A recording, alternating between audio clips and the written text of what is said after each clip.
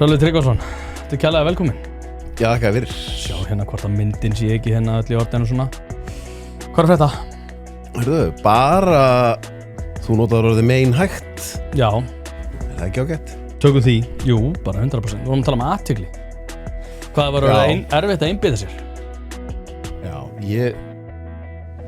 nú ég bara að tala fyrir sjálf mig, ég svo sem ekki tala fyrir aðra, en mér finnst ég svolítið verið eins og froskurinn í pottinum sem að soðuna hægt og rólega en hann tekur ekki eftir í það þegar það gerir svo hægt. Já, það hérna laga smæki til þess. Þetta svo froskurinn segir þú? Já, því Af hverju þetta soðuna? Nei, því ég sko ef ég máta mig við bara hvernig hlutinni voru, veist, ég nógu gamall til þess að muna eftir tíma áður en að interneti kom og síðan alltaf áður en að snjallsíminn komu. Þú veist, ég pæli stundum í þessu þegar ég fer í fargöðuna sko, þá tónlist og maður er í raun og veru að hlusta á tónlistina og hlusta á textana. En í dag, þú veist, þú hlustar á tónlist þá er alltaf að gera eitthvað annað. Það að lesa, þú veist, ég ætla bara aftur, ég er bara að tala fyrir sjálf minn, ég ætla samt að giska á að ef þú færir núna hérna út og myndir láta meðalmanneskjana hafa bók og segja bara, heyrðu, byrjaði að lesa þessa bók. Ég held að svona 80% af fólki myndi eiginlega ekkert geta það. Að því athyglisbanið er orðið það lélegt og lítið að þú þarft að vinna þau upp í það, sko. Þú veist, fyrst þarftu bara að lesa sömu blaðsíðuna aftur og aftur til að ná henni inn og svo að þú myndir byrja að lesa x marga blaðsíður á dag, þá myndi það kannski taka, ég veit ekki, kannski á 5. degi værirðu farin að ná svona sæmilegri einbeitingu.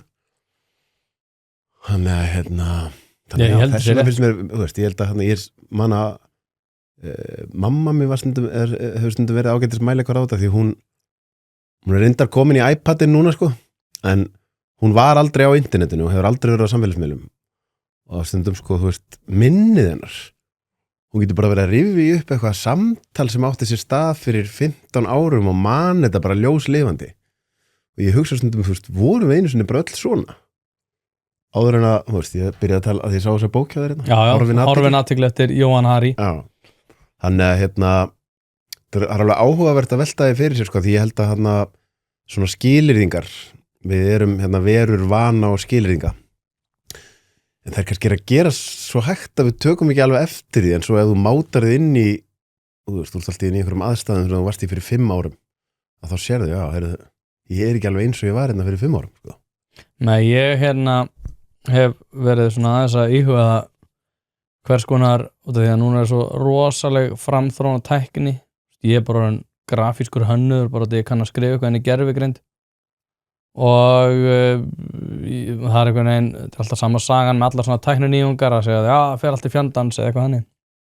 Ég hef verið aðeins að huga að þessu sko, hversu mikill þroskaþjófur tæknin orðin og hvernig það mun koma til með að aukast þegar sem við bara kunnum ekki einhvern veginn að gera hlutina. Það eru svo skrítið og mér finnst að vera að gera svo hratt. Hvað finnst þið vera svona helstu? Ég held að sko eins og áður fyrr kunni fólk að lesa á landakort og rataði. Akkurat. Ég rata ekki lengur sko. Ein. Nei, ég bara Það er eitt af mér, maður hugsa bara hvernig fórum við aðeins áður en við höfum Google Maps. Ég bara skil það ekki. Það er óskiljanlegt. Já, en ég held að sé óskiljanlegt út af því að við búum ekki við svona þá krafta jafnvel að geta sett okkur inn í svona. Það er einhverju leiti svona þroskaþjófur eins og hann nefnir í þessari bók sko, þá tala hann þess að horfna athygli út af því að við gerum líka ráð fyrir því að afþreying sé alltaf fyrir hendi. Manstu, hvenær fórstu síðast á klósettið þar sem þið bara leiddist og þú bara starður í loftið? Það reyndar ekki rosalega langt síðan, en þá gerði ég það einmitt út af því að ég var að fara að taka síman og hugsaði, nei, ég verði að geta fucking farið á klósett og það var alltaf með síman. Sko. Já, ég nefnilega byrjaði á þessum daginn, svo hætti ég þessu, ég ætla að byrja það aftur. Alltaf þegar ég fór á klóstið, þá tók ég ekki síman með mér. Það er líka góð regla held ég að vera með bækur inn á baði, sko. Þá grípum maður frekar í það. Ég er samt, sko, mér veist að koma í svona þegar þú varst að tala þegar maður er að vinna mikið og svona að þetta er allir góða punktur hjá þér sko, að ná að svitsa yfir í eitthvað annað. Já.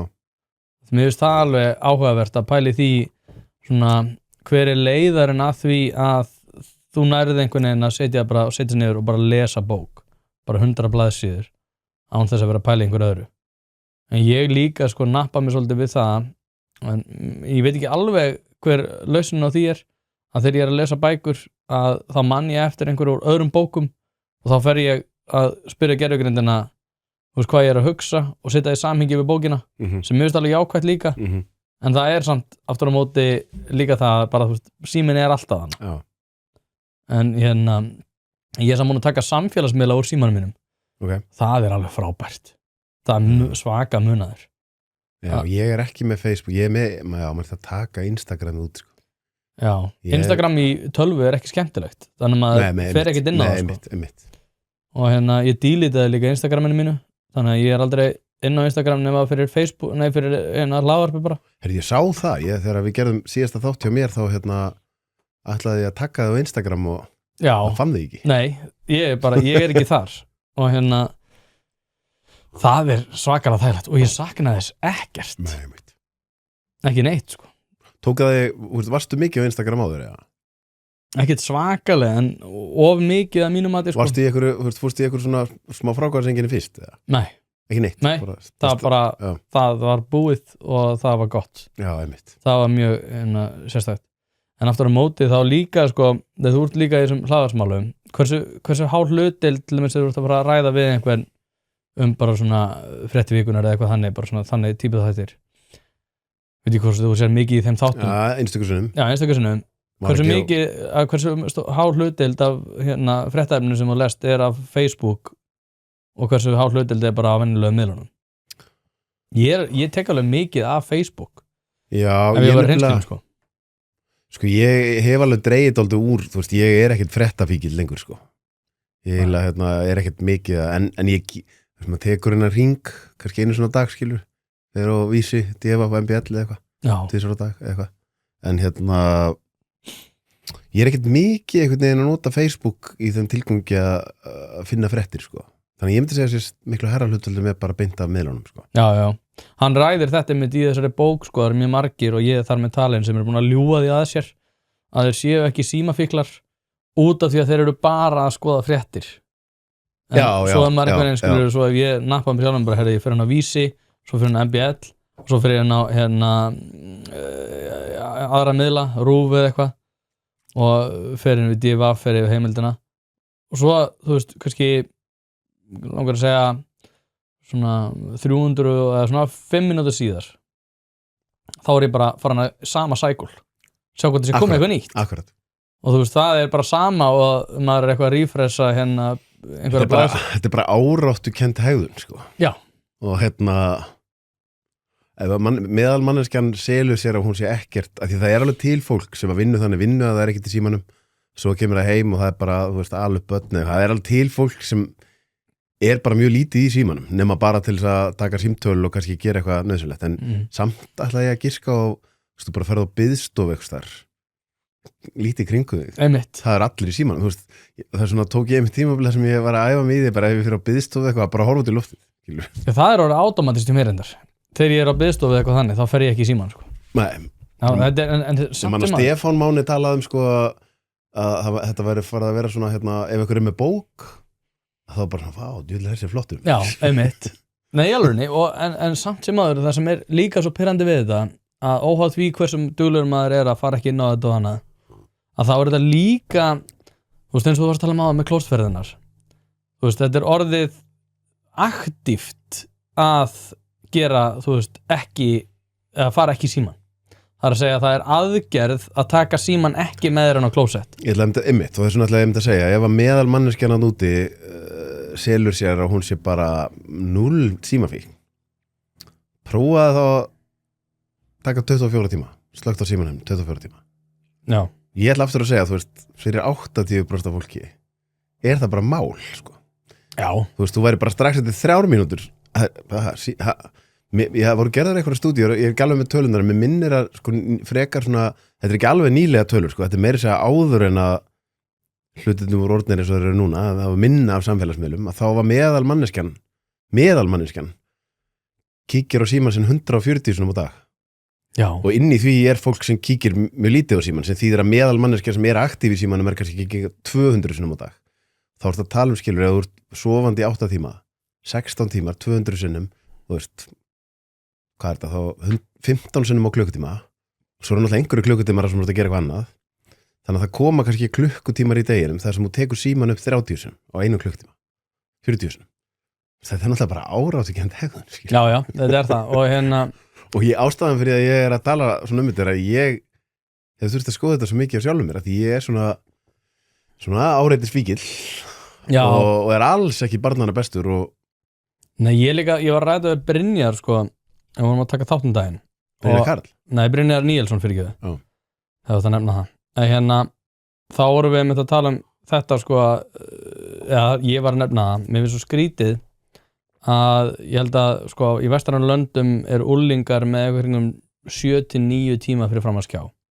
Það eru bara lengur í skjá heldur en í vinnu þegar þeir koma svo á vinnumarkað sem helber sturlun og þetta svona breyta sem áttir í stað fyrir tæpum 20 árum, 15 árum eitthvað svo leiðis kemur náttúrulega sérstaklega með off-force þannig upp úr 2010 þegar símanir verða svona skjávættir og verða góðir og þetta eitthvað svona mál sem svona með hlutdeild þess hvað sem mikið tíma við eyðum fyrir framan síman eða annað það hvað við tölum lítið þetta klikkun þetta bara eitthvað svona ný breyta inn í samfélagið sem hefur náttúrulega haft gríðarlegar félagslegar afleiðingar en við einhvern veginn bara svona já en þetta bara, þú veist, hvar væri ég án símans þetta sturlun Algjörlega, því ég held að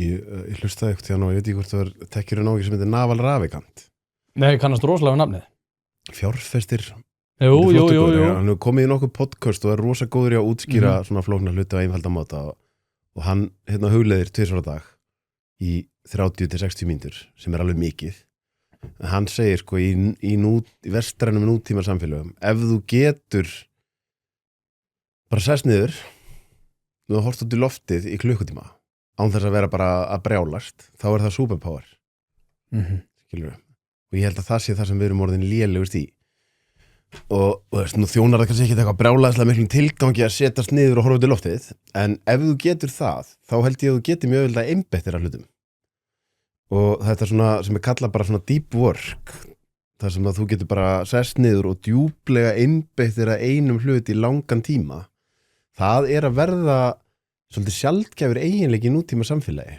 og klárlega þú veist, það eftir svona vert og nú ég líka að tala við sjálfa mig að því eins og ég segi ef ég ekki að passa mig þá ég alltaf, tókkraftarnir eru alltaf í þá átt að fara í þetta horfin athygli, stela einbeitingunni Akkurat, nei ég meina á einhverju leiti hlaðvarpið einhver hugleiðing sko Já út af því að þá maður Þú ert á staðnum, algjörlega maður á staðnum sko ég horfði einhvern tímann á Snorri Björns held ég það var Bergur Ebbi ég sá þetta hlaðvarp bara einu sinni þetta fyrir mörgum árum og þá sagði Bergur Ebbi við Snorra Björns bara mér finnst alveg magnað búin að horfa á mig með fullri einbeitingu allan tíman og það ég tala svolítið svona hérna út í lofti og svona en hann var bara hérna allan tíman, bara fullu fókus og ég einhvern veginn mér finnst einmitt eins og ég var að segja það sko, mér er svo skrítið hvað við tölum lítið þetta félagslegar afleiðingar félagslega samskipti ég gerir ráð fyrir því að við möttum að sjá fleiri skilnaði á næsta árum út af þessu Klárlega þetta orðið svo ótrúlega íþyngjandi Já og svo náttúrulega þetta sem að maður kannski ekkit endilega sjá mikið í sínu nærumhverfi en maður heyrir og sér tölur hvað það séu stór hluti af tölur frá Bandaríkjunum sérstaklega ekki ungi kallmenn þar sem að þú bara frá hann að fela þig og þú bara sendir textaskilaboð og ert í tölvuleikjum en þú bara ert ekki í samskiptum við fólk þetta ykkur alveg svona held að Tony Robbins var að tala þetta eitthvað þar daginn kallmenn á aldrinum 18-30 í Bandaríkjunum sem hafa aldrei talað við kvenmann hafa aldrei möstaði upp hugrekið að tala við kvenmann bara beint í augun á henni bara eitthvað 15%, 20% eða eitthvað Já, það sturlað rosalegt sko. Ekki, og ég veist að ef maður fyrir að hugsa að því nú ég aftur, svo ég svona augljós aftur aldrei minn, ég gæði sér hringi bara ég hringi líka alltaf en það fullt af fólki sem fær bara kvíða ef einhver að hringa skilur, að því ég þarf bara að geta sendt textaskilabóð og það einhvern veginn, þá ég varin á bakvið það að geta bara að senda textaskilabóð sko. Já, ég nefnilega sko þegar maður hefur verið að kenna táningum og svona og þau bara svona, finnst það næstu skrítið að maður sé að hringja bara, gerist eitthvað, nei, ég bara hringja. Ég hugsaði daginn, ég fekk hérna símhringingu, ég held að það hafi verið frá símanum frekar en sín eða hvort það var frá sín, það var einhver ungu gæi og ég heyrði það á röddunum, hann var ekki eldri en 20 sko, og hann var að selja mér eitthvað pakka og ég var svo ánægð með það því það bara á neytak og hann býta aðeins og svo hélt hann áfram að reyna að selja mér sko. Ég sagði, þetta miklu betra nám heldur en að fara í háskólann sko. Gæin þarf bara að vera að taka 50-100 símtöl á dag og hann þarf að vera að þóla höfnun frá fólki skilur, og hann þarf samt bara að halda áfram. Þetta er svo geggjaður skól út í lífið af því að þú veist ef þú æfir þessi skillset þá heldur þetta svolítið góða málum af því þetta er aftur og svo mikið ungu fólki þú felur þið bara baka eitthvað námsbækur sko. Svo fyrir eitthvað próf og skilur þú ert ekki með þú veist þetta, ég held einhvern veginn þú veist þessi, ég veit ekki hvort ég að kalla það fullkomnar árátti að það að fela sig á bakvið að þurfaldri að berskjalda sig og geta bara fengið höfnun í grímuna skilur við. Já, það er rétt. Það er ekki gott að þú getur náð 30-aldri á þess að fá nokkuð til hann höfnun sko. Nei, og líka sko eftir því sem að berskjöldun verður fækkar í tíðinni þá verður alltaf erfiðar að takast á við það sko. Ég mitt sko hef fjallað það að ég er svo þakkláttur fyrir það að hafa verið uppi fyrir samfélagsmiðla. Ég er 15 ára þegar að svona Facebook fyrir að ná einhverju svona smá flugi fyrir aðeins svona að verða svona víða meira jafnvel aðeins þetta er svona þegar svona fólk verður virkilega að fá sér Facebook og ég man að ég hugsa alltaf nei það er með þess að síðar, þetta er 2008 ég er með þess aðeins síðar en ég allavega upplýði ég upplýði alla framhaldsskólagönguna án þess að það væru samfélagsmiðlar það var það sem ég ætlaði að segja og ég er svo þakkláttur fyrir það bara að hugsa sér líka allir krakkar séu með það er eins og að sé búið að vopnvæða alla táninga það er hvert einasta sem gerist allstaðar í skólanum er tekið upp við erum búin að búa til einhver svona orwelliskan veruleika það eru til sko það voru tekna myndir af mér ég held mér þess að einhver vídeo þegar ég var að fyllir í árunum mínum sko. Og bara guðis ég lofa þetta fór ekki á samfélagsmiðlar sko. Þetta var eins pólitískt órétt og það gæti verið sko. Já, var ekki, það voru bara svona einstaka Sveinbi Súper eða eitthvað með einhverja Súpermann.is eða eitthvað einstakar sem sleisast þar inn og allir sáu það svo fór einhverja myndir í dreifingu af einhverju svona Sveinbi Súper kom svona myndasirpur og þá var alltaf þetta sko, ef það var einhver óanæði með myndinu sinni ef ég mann það rétt, þá var þetta senda og bara byggðum hún er tekin út sko. Já, einmitt, og það er ekki sent í dag Sveinbi Súper, ég opna að gleyma þessu Já, ég man eftir þessu en þetta er ótrúlega þetta er ótrúlega breyttir heimur og ég veit ekki hver er vandinn sko. Einhverju leiti er það bara þessi Hvað er allir Sveinbi, getur ekki tekið Sveinba Súper í viðtal? Ég hef ekki rifið upp nafn hans í mörg ár Sorry, ég greið fram Nei, bara gott En svona þessi félagslegu kvatar sem fyrir hendi eru náttúrulega eitthvað sem að smitast svo inn í allt annað þetta er það viða mikið sko. Og við einhvern veginn teljum okkur í trúum það svo er líka eitt svo skrítið í þessu þegar það séu bara einhverju krakkar fyrir ekki einhverju fullorðnir sem eru jafnvel að tala fyrir því að það sé bara nei krakkarnir eru bara þurfa að læra á þessu tæki og eitthvað þannig en ég meina augljóslega tengist þetta öllu þessum kvíðatengdu vandamálum sem að fyrir hendi eru og við einhvern veginn, samt erum einhvern veginn hefur okkur tekist að ljúga því að okkur að þetta hafa engin áhrif það var að tala bækur áðan líka að það er líka orðin athöfn og það er þetta hérna er í rauninni venjulega staðan að vera bara í símanum en það að fara að lesa bók þá er það svo aðgerðin að fara að lesa bók þar sem ég legg síman frá mér það er aldrei aðgerð að fara í síman það er bara símin fyrir hendi og Og takt eftir því líka, ég held að bara rosalega stór hluta fólki geta eiginlega bara hlusta á bækur sko. já, En örugglega. ekki lesa þær. Já, það er náttúrulega og í síauknu mæli þar er náttúrulega kemur skólakerfið inn og ég er náttúrulega búin að vera mikið að setja út skólakerfið sko hérna á fjallum að hérna en ég tel alveg að þessi einhverju vorkun líka í þeim efnum að kennarar hafa þurft að takast á þennan nýja veruleika þar sem að krakkar eru bara búin að spæna á sér hausinn í þessu bull athygliskerfi þar sem að afþreyingin og dópaminið er allt bara inn í símanum svo allar kennarinn að fara að segja herri við ætlum að setja þessu niður og lesa Njálu bara nei ég ætla að fara að tjekka hvað nýjasti TikTokarinn er búin að setja fram í dag Algjörlega þetta er áhugavert sko maður vill ekki vera neikvæði kallinn sko en mikið af þessu tækjur ágætt sko að þá aftur, ég bara fer aftur í froskinni í pottinum sko ég heldur séum bara búin að gleyma því hvernig það var að hafa athygli sko já þú veist það er svona ángrín sko ég heldur séum bara búin að gleyma því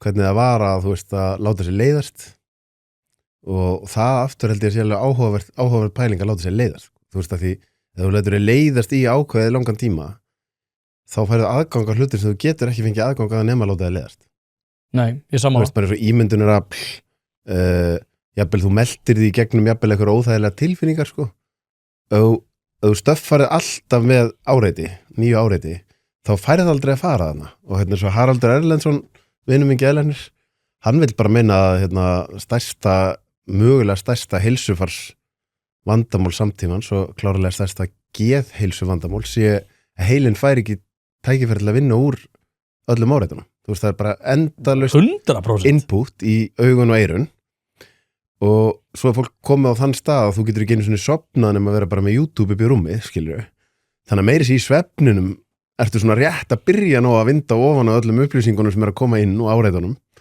en þú kemst aldrei í þú veist, ég tók daginn, ég fór hérna út úr bænum og tók 40 tíma símafæstu, ég slökkt á símanum í 40 klukkutíma og mér fannst svona undir lokin á tímanum þá var ég að byrja svona, þú veist, einmitt bara svona aðeins að fara að fá minningar og aðeins svona, en ég hefði alveg þurft lengri tíma, sko.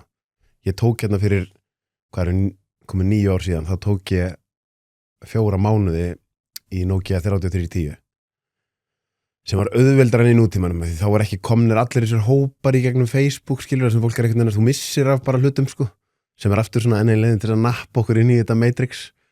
En það var alveg mjög áhugavert, bæði að sjá hvað það gerði fyrir mig og að byrja taka eftir umhverfinu, af því þegar þú ert gæinn sem mætir allstaðar og ert ekki með síma þá byrjar bara að taka eftir hvað allir hinir eru mikið í símanum, því þú hefur ekkert annað að gera en að horfa út í loftið, skilur og þá ertu bara, ok, þetta er svona mikið, skilur En þú sett ekkert í félagslegum aðstæðum bara skamma fólk í kringu þig ég hika ekki við þetta, sko Nei, ég hefði átt að gera þetta í gær, sko ég var með, 2 vinir mínum út að borða og mér er það bara svo sjálfgefið, skilur, ég fer ekki til síman þegar ég er út að borða. Fóru þeir í síman? Annar þeirra fór í síman og mér langaði bara að þú veist, maður er aðeins svo mikið gutt í gæði, sko, maður er átt að segja bara, þú veist, ég vil hann þetta gera, skilur.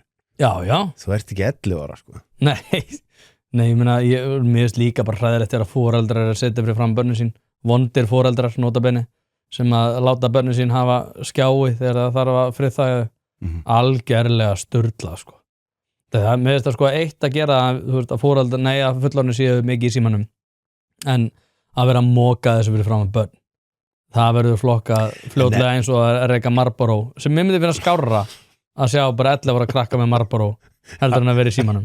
Já, með hvað harður í þessu. Já, nei, þetta er náttúrulega bara galið. Þetta er það. Ég meina, Grímur Atlason sagði daginn. En ert þú þá, þú veist, agaður með því að þú veist, ég held að það sé svo erfitt að gera þetta ekki. Það hafa ekki verið í símanum og svo er krakkin bara að horfa á þig í símanum og það er bara svona, Nei, ég reyni bara að passa upp á það að ég sé ekki í símanum. Ég held að það komið maður aftur í þetta sem að þú erum búin að fá Brynjakarlina. Já, oft. Oft, já. Það erum búin að vera vinir lengi og sem hann segir, sem ég held bara sé satt, skilur, hann segir þessi krakkar sem að hafa hætt hjá mér og allt er brjálað og ég var eitthvað vondur. Það var aldrei krakka vandamál. Nei. Krakkarnir er alltaf góðið með að vera hérna, en það sem gerist þegar krakkin fyrir að stíga inn í ákveðið mikla ábyrgð á eigin lífi að þá mun foreldri þurfa að fara að horfa í spegil innan ekki langs tíma og þá byrja vandamálið þegar krakkinu komin heim og er farin að spotta alls konar hegðunarmynstur í foreldrunum þá er bara annarkvort þú til í að stíga upp og bæta þig eða bara þú ætlar að vera brjálaður út í Brynja Karla því hann er svo vondur maður. Já, ég held að það sé rétt sko, ég held að Brynjar Karl eigi það mitt til að reka svolítið spegilinn framan í foreldra og það er kannski mynd sem að er ekkert eitthvað sem öllum hugnast. Ég held að það sé fyrir hendi. Og Nei, því ég á 2 vini sem eru rosalega, það er bara ótrúlega aðdánavert hvernig þeir eru að alveg bönni sín. Krakkarnir bara fá bara nánast aldrei aðgengi að iPadinu með eitthvað. En það krefst þess líka af þeim. Þeir geta þó ekki verið að skorast undan að gefa barninu sína athygli og þeir geta ekki verið að skorast undan að vera að aga sjálfa sig í leiðinni. Sem er alveg, þú veist, það er allir í löngum vinnudögum og mikið streita og lífið krefst mikið sem fólki, en það er alveg, þú veist, ég skil það að það sé bara, heyrðu, bara iPadin, skilur, bara getið ekki. En viltu ekki reyna einmitt að skoða þá, akkur átt ekki innistæði fyrir því að þú ert alltaf það bugaður að þú bara getur ekki annað en hent iPadinum í krakka, en þá er að skoða bara, ok, hvað er það í vinnunum minni eða lifnaðarháttunum sem veldur í að ég er alltaf svona bugaður, skilur.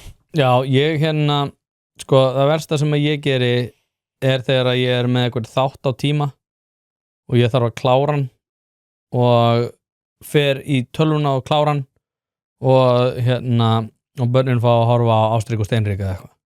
Það er að versta og mér finnst að það Ástríkur og Steinríkur er þetta fínt stöf. Já, þeir fá allir með Ég horfði helling og það er já, enginn fær að horfa á Korpasveit til dæmis, það er eitur. Ok. Það er bara einhver viðbjóður. Af hverju? Út af því að það er sko búið að ramma barnaefni þannig inn að það er, ég held að sko cut-off point svo í sletti séu 4 sekundur Já. og ef það er verið að skipta ramma innan 4 sekunda þá er verið að reyna að keyra upp þetta dopamín dæmi sko. En ég held til dæmis eins og með iPada, ég myndi aldrei láta barnið mitt á iPad eða síma til að horfa. Það er bara ekki sens.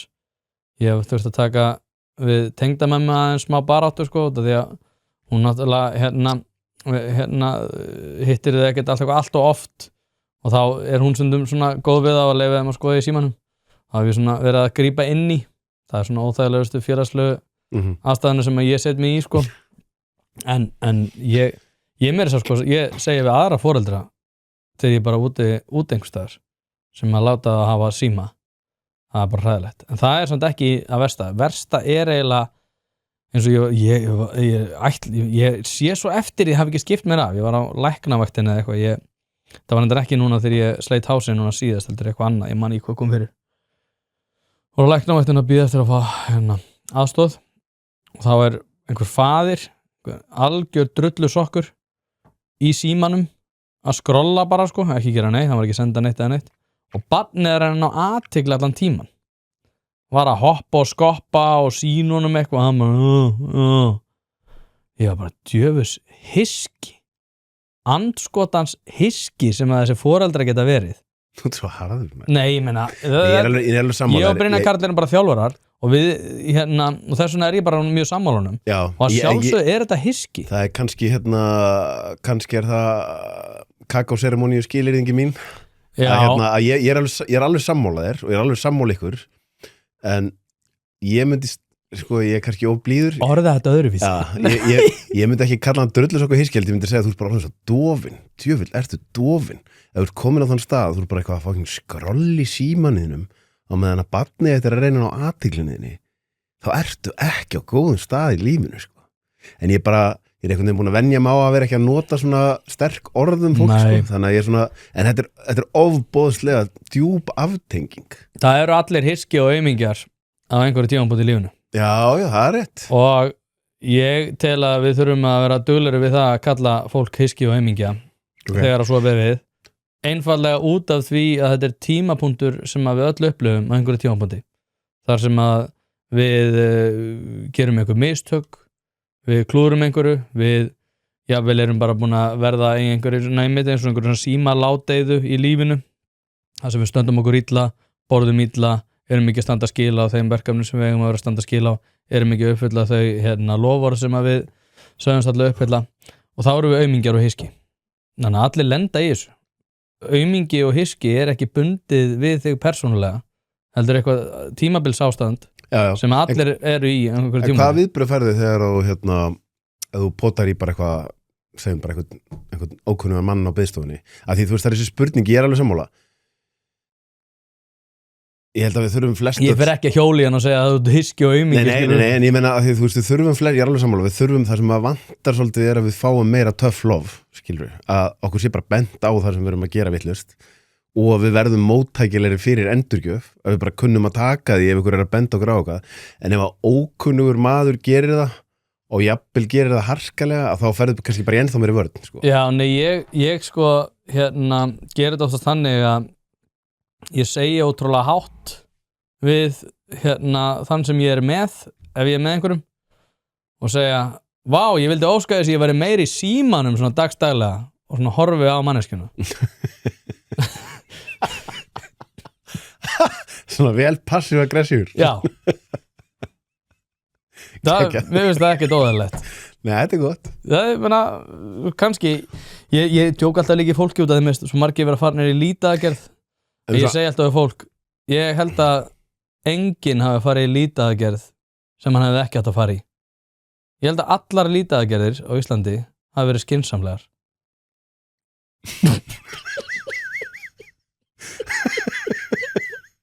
Nei, er það ekki rétt samt? Ég finna að ef fólk fór í þær, þá var það líklega skynsamlegast sem hægt var að gera á þeim tímabundi. Það er matsatriði. Já, og það er þetta er áhugaverð svona félagsleg pæling, sko, að því ég held að ég sé einmitt, stundum er ég of seinþreyttur til vandræða, sko. Já. Svona, en maður myndi að hugsa skilur, stundum, þú veist, þegar maður hefur verið kannski í gufun eitthvað í baðstofunum í laugum og svo er allir einhverjir gæjar og þeir eru bara að tala rosalega hátt og ég er að náttúrulega slaka á, sko, og þá svona, þú veist, kemur innra með mann eitthvað svona, þetta pirrandi, sko, og stundum ef maður er í þannig stuði þá bara suss. Já.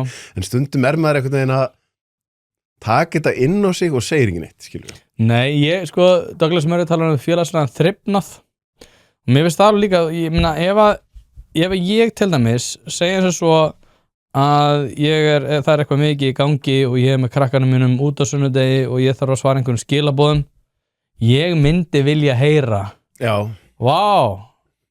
Vá, hvað, ég er líka frábær faðir í því að vera mikið í símanum fyrir frá barnið mitt. Mundirðu vilja heyra það? Já. Já, einmitt, að því ég held að það, og það kannski kemur að því þú ert í boxinu og svona, ég ætla að gefa mér það, að þá sértu, þú veist, betri í að þola endurgjöf.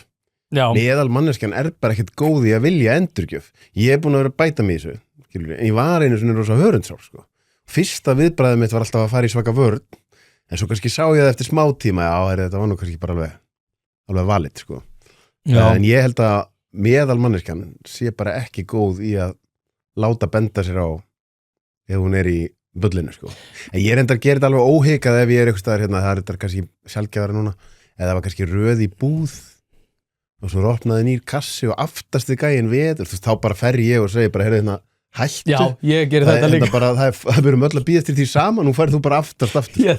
Ég hyggst ekki við að stoppa það af, sko. Nei, ég er sammálaður þar, ég þoli þetta ekki. Ég fór þetta ótrúlega að finna hugmynda hringekju daginn eftir að við töluðum saman og ég er alltaf að gera grínaði fyrir að vera í einhverjum hippa seremóni og orgíum hérna í Hvalfirðinum. Þú kemur í þetta vendan. Já, ég fór að hugsa þetta. Þetta er að poppa bjóð. Það er búið að planta fræðunum. Er það ekki? Já. Þetta er búið að poppa upp á Facebookinu minn og þannig. Ég fór bara að hugsa, ok, ég er ekki stressaður en ég lifi svona stressuðu lífi, eða þú veist, mér finnst rosa gott að vinna mikið og hafa, ef ég sé eitthvað gap í dagskráni þá bara, heyrðu, ég hlýta að geta innvinkla þetta, tekum bara korter að komast þangað, ég hlýta að ná því og hann má ekkert klikka. Mér finnst þetta, þú veist, ég veit ekki hvort ég nærist á þessu, en það er bara hlýtur að vera og það, mér finnst þetta svo skemmtilegt. Svo fór ég að hugsa bara svona, er það, út af því ég sá einhver svona auglýsingu, einhver stelpa, Júlía eða eitthvað. Já, Júlía, já. Já, og það var einhver auglýsing sem að poppa upp á Facebook hjá mér. Þar sem að, þau voru bara einhvern veginn út í náttúrunni eitthvað hérna. Og ég hugsaði bara, ok, ef ég ætti bara alveg að bara flóra mig, er þetta rétta leiðin í lífinu? Ég tel, svo reyndar ekki vera, ég tel að við ættum að vera einbytt okkur að því að vinna meira. Eða hef ég rétt fyrir mér eða ránt fyrir mér með þetta. Ég get alveg trúið að þetta sé einhver starf á milli. Sko, ég myndi alltaf að segja af því að nú held ég, þú veist, mér finnst mjög gaman að ræða með þessa hluti við þig og mér finnst mjög gaman að þú kalla mig hérna kakóseremóníu í hipp og helst þegar þú kemur með orgið þar líka. Já, heldur við vitum ekki hvað þið að gera. Af því að, þú veist, ég gæinn sem að sko fer svolítið inn í þessa óhefbundnu hluti af neyð, sko. Ég var bara búin að keyra mig alveg í þrot og ég sé þetta svolítið þannig á þess að ég vilji neitt gera lítið úr kakóseremóníum, sko. Hvað þú drekka hana? Ha, Er þetta ekki kakó hana? þetta er kakó, jú, en Já. ég er ekki í kakóseremóníu. Já, hún getur maður að kalla á þetta. Fullt af magnesium og kaffið, sko, ég fæ með kaffi á mótnana. Ég fer í kakó frekar eftir hádegi af því það er miklu minna koffín í því, sko. En hvenær verður kakó eiturlyfi? Eiturlyfi. Já, þú veist, er þetta ekki, þú veist, eitthvað svona rosa stert kakó og fólk verður eitthvað rosa flippa? Með það er nefnilega bara Er það bull? það er bara eins og að vera á ímyndunarfyllir í, sko.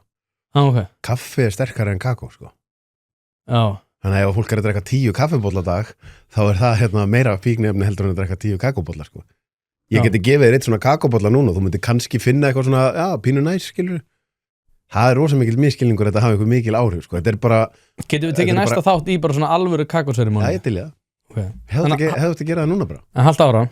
Nei, ég ætla að segja að þú veist, ég er eiginlega þú þegar að kemur að þessum andlega heimi.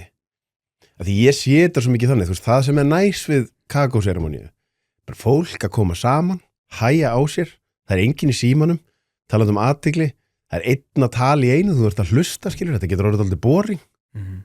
Og það er í raun og verið ekkert ósvipa því að bara ef að hittast og taka í spil saman eða ef að settast við eld og trommur eða eitthvað þetta bara, þú ert í raun og verið bara dálítið að taka heilan út úr þessu stöðu að doing mode, sko. Þannig að það er þess vegna sem að mér finnst þessu hluti næs, sko.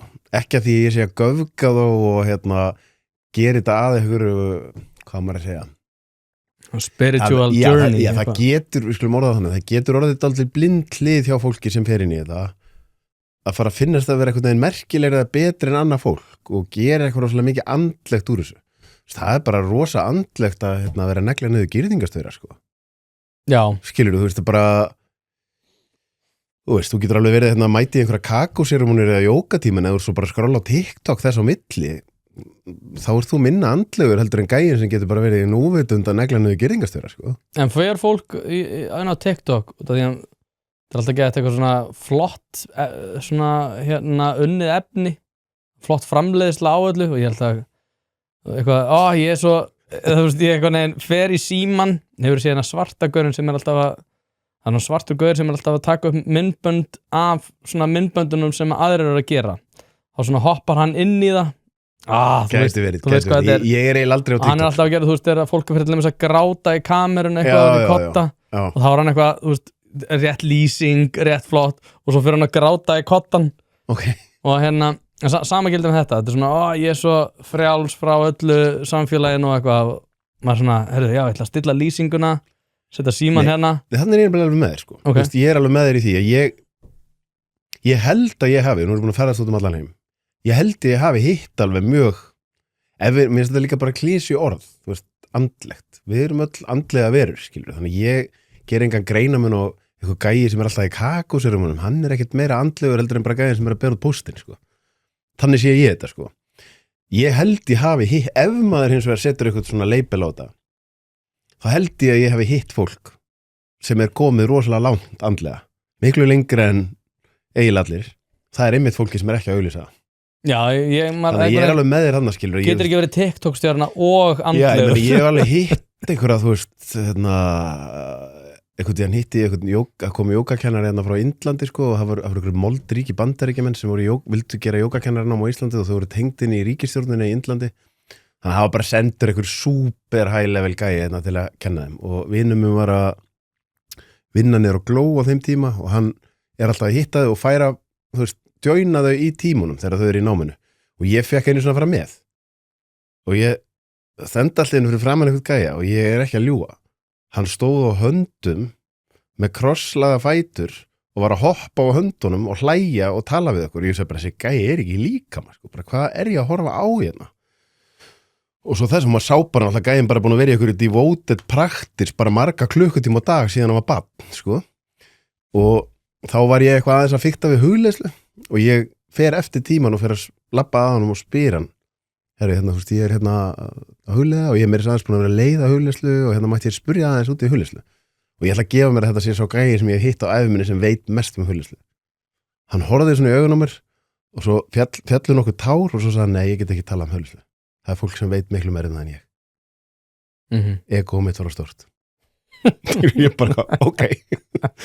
Og ég bara þegar ég horfði í augun og ég segi bara, þú veist svo miklu meira en allir sem ég er að spyrja út í þetta. En þannig bara eitthvað svona humility, bara, nei, þú veist, ég þekki fólk sem veit meira en ég ætla ekki að bara vera eitthvað blaðurskjóði og þykjast að vita eitthvað mikið. Já. Þannig ég er svona einhvern veginn, þú veist, ég held að sé, ef við erum einhvern veginn að nota þetta orð er út úr klísjað í þessum andlega heimi, að vera eitthvað að voða andlegur, ég nota þetta orð aldrei, að því mér bara leiðist það. En ef við förum í þær skilgreiningar, þá held ég að það séu bara, ég meina, ég þekki mann sem var í Tæland og hann hitti 105 ára gamla munk sem var bara búin að huglega alla æfi og gæinn hafði aldrei fyrir út fyrir þorpið sitt og aldrei farið á internet og hann sagði að hann var að lýsa fyrir mér sko öllum fjörðunum hérna á Seyðisfirði og Egilsstöðum alveg bara eins og hann væri búin að teleporta sig frame by frame hvað erum að tala hérna, skilur þannig ég held að sé alveg til fólk á þessari jörðu sem bara með einhvers konar telepati en það ekki fólki sem á samfélagsmiðlum sko. Nei, Sam Harris hefur talað mikið um þetta hann alltaf hefur eitt mikið af svona lífi í svona sko en ég, þú varst reyndar með mann skömmi þess að mynda þig sem að var einmitt í einhverju svona hugleiðsludóti og hann var tekinn af lífi fyrir það þannig að það voru einhverju kvalfyrðinum og hann að rauna við einhverju stelpu þannig að fyrir að mammenar væri ekki hérna, hún ætti ekki að vera einhvern veginn að binda sig við þetta ég mandi ekki síðan að þátt síðan ég kom að þessi nota hvað er nota? Mjög áhugaverð sko þau settur sér í sambandi, því þekki bæði hann og konunars, þau settur sér í sambandi og spurði hvort það með komið við, það er bara ok því þekki söguna. Það er sem sagt þannig að 2022 gerðu þáttur þegar við erum svona, þú veist, þetta er nákvæmlega árið eftir að ég fór í gegnum mitt og Ísland var ennþá bara á svolítið sérstökum stað og það gerður þáttur ofbeldi í andlega heiminum, í kompási og í þessum þætti voru, þú veist, það var svona klukktíma þáttur eða 40-50 mínútur þáttur og það voru alls konar sögur og sumar af sögunum voru bara alls ekki fallegar skilur og mér var boðið meðal annars að fá viðtal við þá gæja og ég bara afþakkaði það pent af því ég held að þeir séu bara gilti þess hel sko og þeir voru bara sakaður að misnota konur sko bara en eini maðurinn sem var nafngreindur og myndbirtur í þættunum var Gísli, stjörnuspekingur sem er greindur með bipolar og þessum tíma hann í maníu og hann að segja einhverju hluti sem hann sjálfur viðurkennir bara hvað var að mér, ég var bara með eitthvað mikilmennsku brjálæði og eitthvað rugl, skilur að segja hérna ég get alveg skilið Adolf Hitler og það psykopati innra með okkur öllum og þú veist og einmitt þá var eitthvað að punda á eitthvað minkonuhóp hérna sko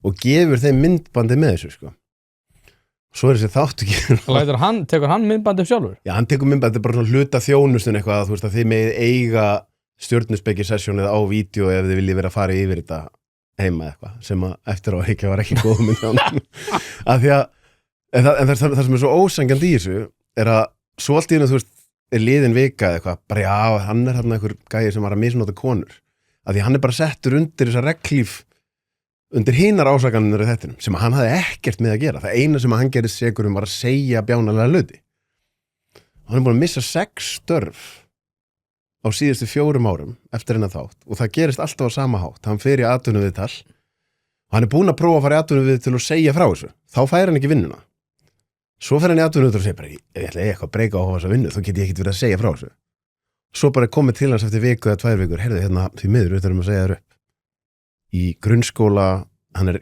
menntaður íþróttafræðingur og stjörnuspekingur og einkaþjálfari og svo flottist strákur sko og það búið að segja honum upp í mitt starf á sjúkraþjálfunarstöð grunnskóla og síðasta var sem leikskólakennari í lok síðasta árs og þá var þeim bara öllum loki skilur bara hvað erum við að gera bara að við erum að reyna að brauðfæða fjölskyldu og þannig að þetta er svo áhugavert af því að veist, þarna og þetta nefnilega held ég ósýnilega hliðin á þessu svona cancelkultúr dóti sem ég hef til dæmis ekki ég er búin að vera allt sem ég hef gert síðan 21 þegar ég fer í gegnum mitt ég er að vinna fyrir sjálfa mig ef ég væri upp á aðra komin ég væri örugglega bara ennþá af því það alltaf lægsti samnefn það bara, ég fíla Sölva og ég væri rosa til að fá Sölvi vinnu en ég fekk að sé fá einhvern hitt á mig en enni því ekki skilur. Nei, þetta kemur líka inn á hann sagði með þetta eina konunum sem sagði hann sagði hún var bara grátandi að segja mér upp að því henni fannst það svo ömulegt en þrýstingurinn á hana var bara þannig hún höndlaði ekki skilur. Nei, mér finnst þetta að vera algjör styrlun og ég hef myndi vera að pæla í þessu sko og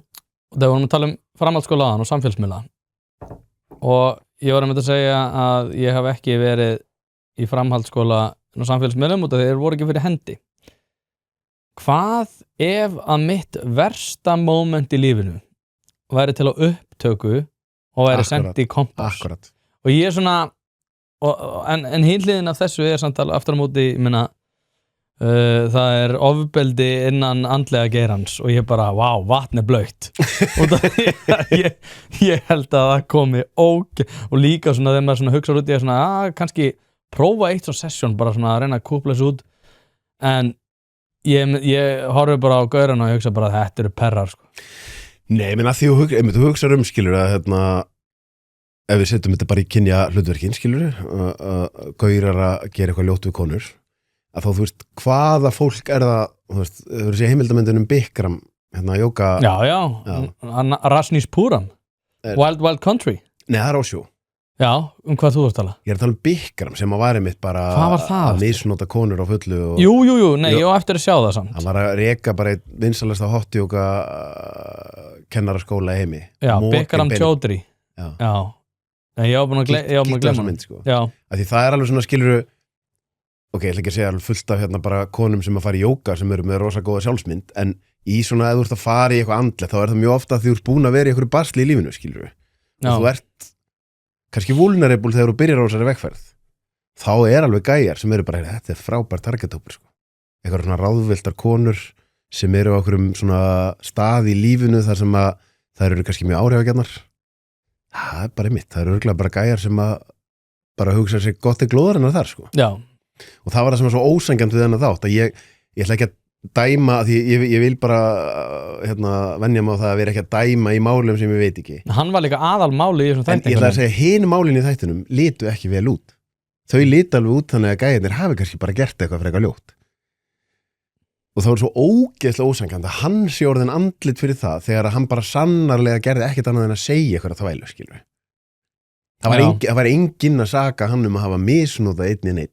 En að vísa á þessum tíma var það náttúrulega kallað ofbeldi ef þú sagðir ranga hluti, sko. Já, og enda, ég sá daginn, ég held að Kristrún hafi komið til þín eða eitthvað, eða hvort það var einhver annars sem kom til þín í hlaðvarp. Og það var bara, hvernig dettuðum í huga að fara til Sölva, ég bara, ennþá? Inn á hvaða síða? Ég man það ekki, ég fekk bara skjáskot. Var áttu hópur gegn ofbeldismenni? Já, eitthvað hannig. En ég hugsa alltaf með mig bara, djöfull þetta ógeðslega klikkað.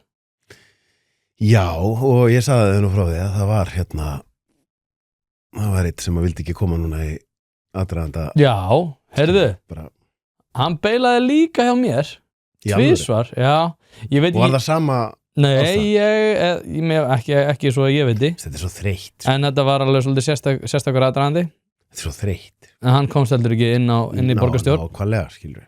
Og það var það svona, og ég sagði við hann í símanni, ég sagði, þú veist, veltu því bara fyrir þér þegar hann var búin að segja ef maður gæti ekki komið til mín út af einhverju óskilgrindu sem átt að hafa gerst fyrir og sagði svona, veltu því fyrir þér hvort að þetta, og þá ég ekki að upphefja sjálf á mig, en það að þetta sé megin teikið ykkar, þetta verður ástæðan fyrir því að þið farið ekki inn.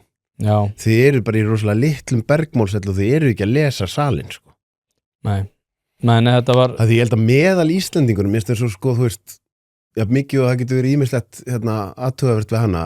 Mér finnst Inga Sæland tala stundum bara svona onni meðal Íslendingin þegar hún bara allt í hennu segir þetta er bara við viljum ekki svona eitthvað svona útskúfuna kúltúr. Ég held meðal Íslendingun bara, skilurðu einhvern veginn einhver stuðaðist við eitthvað fyrir mörgum árum bara hefði lífið heldur áfram, hættum þessu rugli. Já. Líka bara einhvern veginn þessi svona, þetta hefur náttúrulega verið talað mikið þetta í bandarísku samhengi sko, eins og fyrir Trump og svona aðra republikana að fólk ekkert endilega sammála þeim, heldur byggjast það miklu frekar á því að bara að svona vinstrið í Bandaríkjunum líka hér á landi hefur verið að selja þessa hugmyndum hinn fullkomna mann. Þetta náttúrulega svona djúpstætt innan svona, ekki marxískara en svona sovjískara kenninga það þeir voru að byggja hinn fullkomna mann sem að gerði ekki mistök og væri bara til í að vinna og væri til í að vera svona og svona og þetta fer náttúrulega bara gegn öllu mannlegu eðli. Við höfum öll gert mistök og eins og segja, ef það væri til myndbönd af mínu versta mómenti og þínu versta mómenti og sjálfsögum myndi að lítið út en það líka bara gildir alla. Njá, mér erst áhugavert, ég var eftir að hlusta á allan þáttin, ég hlusta á byrjunin á þættinum er ekki forstjórinn eða framkvæmdastjórinn Ormsson sem kom til. Jú, Kjartan Örn. Já. Mér erst mjög góðu punktur þegar hann að tala að við séum að búa til samfélag þar sem að hvatin að gera alls ekki mistök. Hvatin orðin bara ef þú gerir ekki neitt, þá ertu í rosa fínum málum. En ef þú gerir mistök, þá getur verið hræðilegar afleiðingar. Já. Allir sem að gera eitthvað að viti, gera hellinga mistökum. Þannig að við erum í raun og veru hægt og rólega að búa til samfélag þar sem við erum bara miðjumóða allt eða eitthvað þaðan að verra og aðalatriðið enginn megi gera mistök. Já, ég held að þetta sé stórkostlega skaðlegt sko, eins og þú segir og líka það er ótrúlega auðvelt fyrir okkur einhvern veginn að horfa á þetta þannig að þetta sé eitthvað svona sem að hálfpartinn svona, ég ætla að lýsa svona að pínu þannig að ef við snúmum sér við, hvað er þetta að segja að það sé bara í lagi að fólk sé svona og fólk gerir svona mistök og fólk skýtur på bak. Nei, ég er ekki að segja það. Ég er aftur á móti að segja að mannlegt eðli byggir á því að við lærum af mistökum og reynum að gera okkar besta og í flestum margt gott og margt sem að mætti vera betur og svo erum við að reyna að móta okkar að því. En að við einhvern veginn að maður sér þetta líka bara þegar ég að tala um forstjóra fyrirtæki annara en að þeir passa sig bara á því að vera ekki að segja svona raunverulegu skoðun til dæmis bara ef við tökum bara útlendingamálum. Bara út af því að það bara þér að hollast að vera ekki að hafa þig uppi. Öllum finnst útlendingamálum vera komin bara út úr kortinu og þetta orðið algjörlega galið í Svíþjóð og við erum á leiðinni á sömu átt. Lögreglan getur ekki tekist á við þau vandamál varðar skipulega glæpastarfsemi út af því að hún bara orðin svo víðamikil að við náum ekki einu sinni utan að það. En þú verður að passa þig að segja ekkert útlendingamál og þá ertu góð manneskja. Þetta er galið. Algjörlega og svo átta bara við svo miklu meira heldur en bara útlendingamálin sko. Ég held einmitt að við hvað heldur að séu margir sem bara geta bara verið bara sest niður, það bara kveikt á kamerum og þeir eru bara alveg eins og þeir væru veldusborðið með og ég er bara transparent einstaklingur, ég segi satt, skilur. Ég reyna að gera það. Já, en ég er að segja, ég heldur séum að tala minn en 5% af fólki, sko. Já. Skilur, það alltaf þessi svona smá ritskoðari, jafnvel þeir sem svona í stjórnmálum, jafnvel þeir sem eru sko hugrakir, þeir eru samt sko þar ákveðin mörk, tekur eftir því með ákveðina hluti, þá byrja allir stjórnmálaflokkar að vera sammála, sko. Já. Eins og núna skilur einhvern veginn þetta með að allt í einu megi ekki vinna með miðflokknum. Já. Svo, þetta alltaf svona að þeir eru með ákveðin, ok, en þeir eru ekki alveg búin að ná að útskýra hvað svona hræðilegt við þetta. Ég var með að borða með mönnum í gær og það var einn sem var hlynntur miðflokknum og annar sem var ekki hlynntur miðflokknum og hann hélt bara alltaf áfram að kalla á fasista. Já, fasistanir og brúnstakkanir og ég sé alveg hvað þetta gera, þú ert bara að reyna að segja það nægilega oft til þess að festist en þetta eins og ég hef rætt svo oft trúir því einhver að Snorri Másson hati fólk? Þú veist, raunverulega trúir því eða þarftu að það sé satt út af því að það hendar þínu narratífi? Var það einhver sem var einnig á þér sem að svaraði þessar spurningu eiginlega játandi? Já, það var Hallgrímur Helgason. Alveg rétt. Hefur hann ekki komið til þín líka? Jú, hann kom til mér hann rétt áður en allt fór í bál og brand til mér. Mér finnst það mitt, ég hlustaði á þann þátt, sko. Já. Og mér finnst það mjög áhugavert, sko, af því það sem mér finnst áhugavert er það, af því að þetta er áhugavert. Við erum öll í okkar bergmálshellum og ég er ekki að umgangast mikið af fólki sem með svona allar skoðanandar sem Hallgrímur með. En það sem ég get allavega að gefa honum kredit fyrir, ég hlustaði á hann hjá þér og ég hugsaði, hann er að meina það sem hann er að segja. Já. Ég held að hann sé ekki bara að gera þetta til að gangi augun á fólki, hann er að meina það, sko. Og það er svona ok, af því ég held að sé svo mikið af fólki sem er bara að gera þetta til að deyðaskreita sig, sko. En kannski hefur þetta byrjað þannig á honum. En nú held ég að sé bara þannig, hann er alveg búin að samfæra þessu skilur, þetta sé, það er svona komið honum svona mikið á óvart þegar hann situr hérna fyrir fram að Sólveigu. Það var sláandi hvað það kom honum mikið á óvart og hvað Bergmóls þetta er, þú varst bara í alvörinu búin að vera þar að þú hélst að þeir einu sem væri á móti vókinu væri Donald Trump og einhverju fasistar þú bara, ert ekkert búin að vera hérna út á götu og bara svona tala við venjuleg fólk, skilur við Já, ég get ekki undir þetta en mér finnst það skemmtilegt hérna að því sem veist mér líka svo, ég sá eitthvað hérna, ég kíkti á þetta og ég sá eitthvað komment undir líka og það var mikið verið að drulli yfir Hallgrím sko. Og drulli yfir þig fyrir að fá hann sko. Aha, ég lesi þetta ekki sko. Nei, ég gerði það yfirleitt ekki heldur þetta bara, ég held að poppað upp eitthvað hérna, hvort það var Facebook ein pæling eitthvað já, og þá fannst mér bara svona hey, kids, skilur sérstaklega ef að fólk er á sömu línu og þú hvað ætli þið þá að fara að útskúfa bara frábært, skilur já, hlustum á þetta samtal, það er geggjað, skilur bara mér finnst þetta svo skrítið sko, því að ég neitt hafði enga trú á því að ég var mjög stressaður yfir því að einmitt er að slaufunar ég held að slaufunardæmið er náttúrulega ekki vinstri hægri sko. Það er eitthvað sem við gleymum mjög fljótt þegar það beinist ekki að okkur sko.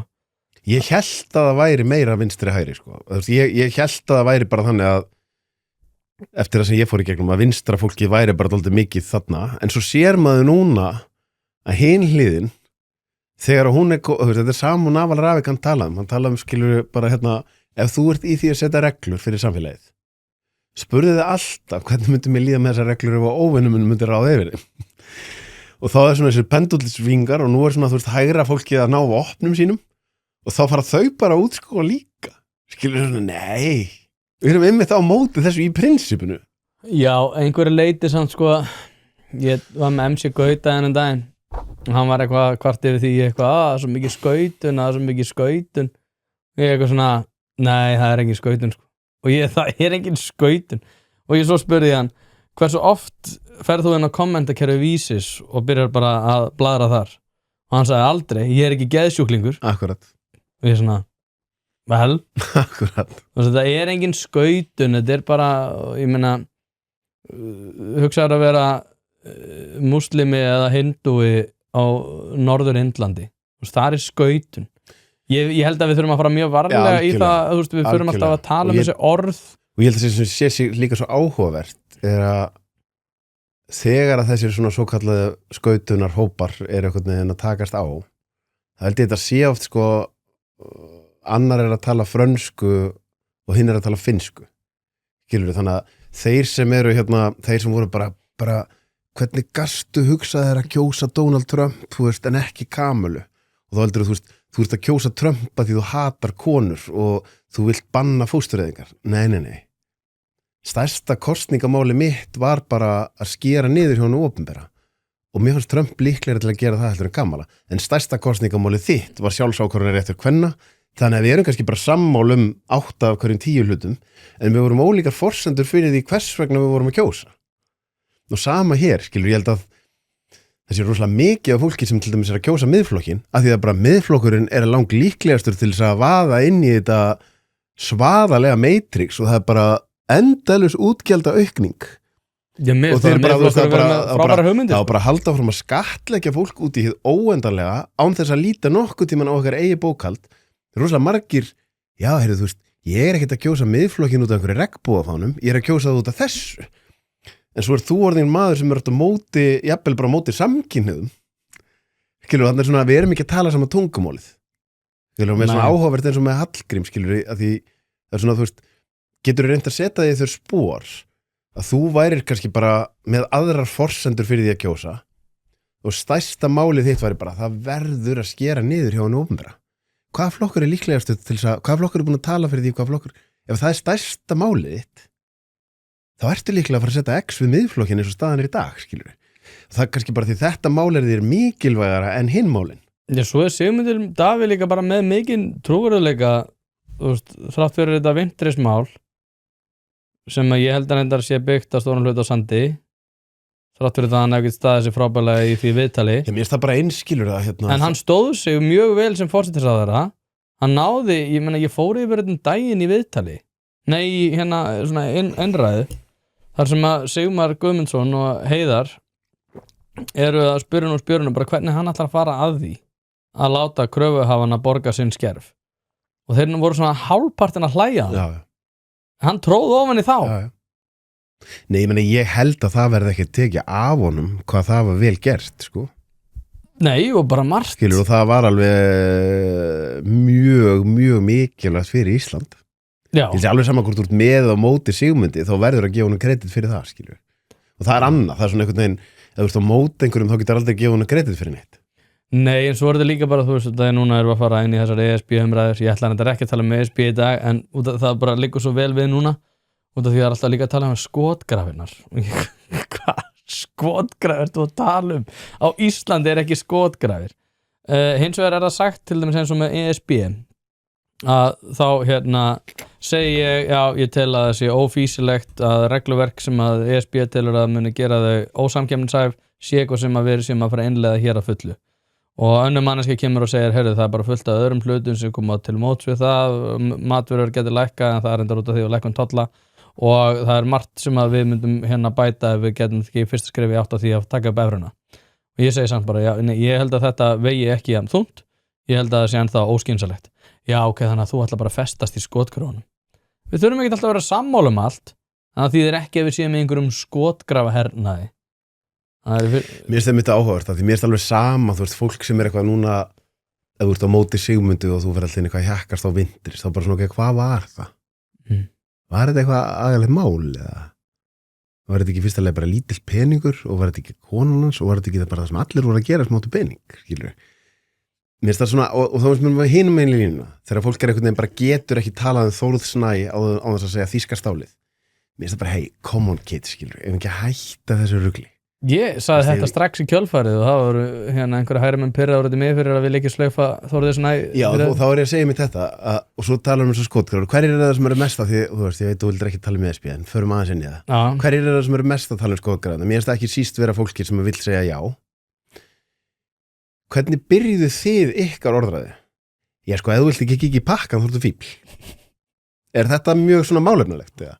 Eða það fræða þjóðina. Nákvæmlega, skilur. Þannig ég myndi, ef ég ætti núna bara að vera svona ef ég hefði átt að vera PR-strategisti fyrir ríkisstjórnin og jáfólkið, að það er sagt, ef að svarið verður nei í ágúst, þá er ég með einfalda skýringu og bara mark my words ef þetta eftir að gerast. Ef að svarið verður nei, þá held ég að sé út af því að þau voru of hrókafull og þau voru of mikið að reyna að segja, byrjaðu allar að segja nei, þá ertu að hálfvita að þau vilt ekki kikið í pakkan.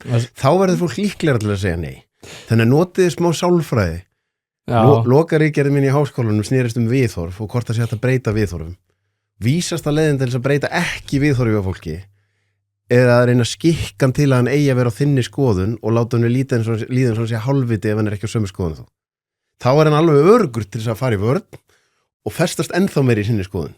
Þannig mér finnst þetta svona einhvern veginn, ég horfði sem þetta móti bara það vantar pínu svona strategíu í þetta, skilur við. Þetta er líka annað í þessu sko sem mér finnst ótrúlega að fyndið að það sé sko þeir sem eru hugnast ekki að fara inn í ESB og neyjarnir fara líka alveg í tauganar á mér stundum með því að segja bara það sé allt hann í bálabrand og ræðilegt. En allavega þá er mér sagt sko að þeir sem eru að móti eru að reyna að hræða þjóðina frá því að fara einhverja samningaviðræður og ástæðan fyrir því að við ætlum að fara inn er þetta því að það er stríð í Evrópu og Trump geti tekið yfir Ísland og rússarnir geti verið að koma og hinn eru að hræða þjóðina ég er svona, what?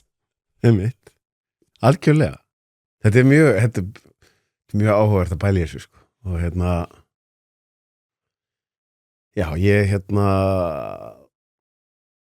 þú veist, að því að ef að þú ert að koma þannig fram að þú sért manneskja sem er svona, það er svona mér fannst já, ég var með Pál Magnússon fyrirverandi útvarpsstjóra og þingmann hjá mér daginn og við hlógum dálítið þegar það er svona þegar Jón Gnarr mætti þarna og bæði við elska Jón Gnarr sko, en þegar hann mætti þarna í RÚV og var með ESB-sketsin þarna í Gíslamartinni það er svona undirlíkjandi já, þið sem ætlaði að segja nei þið eru svona ómendað hiski já þið eru svona ómendað hiski og þið bara skiljið þetta ekki basically bara þið eru hálfvitar og á ég síðan svo segir ég, þú veist, þannig að þú ert í annari línuna að segja ef þú ert ekki sammála mér þá ertu bara algjör hálfviti en í hinni línun ætlar að segja en þú átt að treysta mér fyrir því að ég mun auðviti ekki skrifa undir neitt nema þetta verða alveg frá það er svona, ástæðan fyrir því að treysti þér ekki er einmitt að þú ert að segja mér þessi hálfvita því ekki þetta er svo mikið vanvirðing við fólk